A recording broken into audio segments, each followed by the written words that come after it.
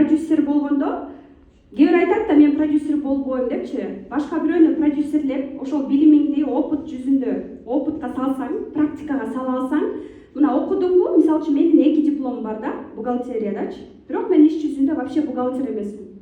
Потому что менде практика жок. Мен баланс кылганды билбейм, көп нерсени билбейм.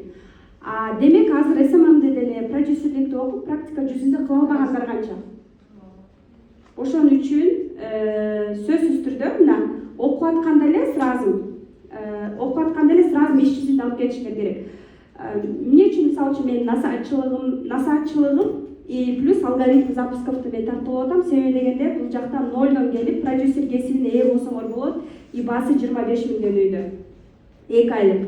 Себеби бул продукт элдин капчыгына жараша жазадым. Чынын айтайын, мындай эфир болбогондуктан биз чакан чөйрөдө сиздер менен тет-а-тет отургандыктан ачык сүйлөшүүнү туура көрдүм. Ачык суроолорду берсеңиздер болот.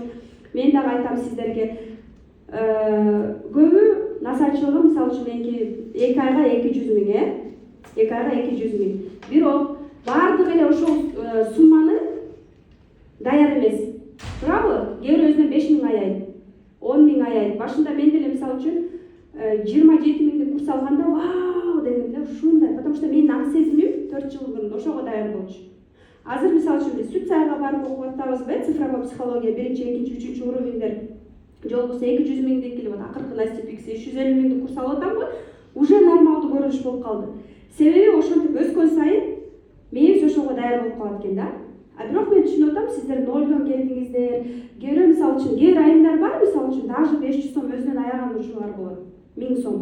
1 айлык 1000 сом курстардычы. Мен ойлойм, бул саламатсыз пикириңиз.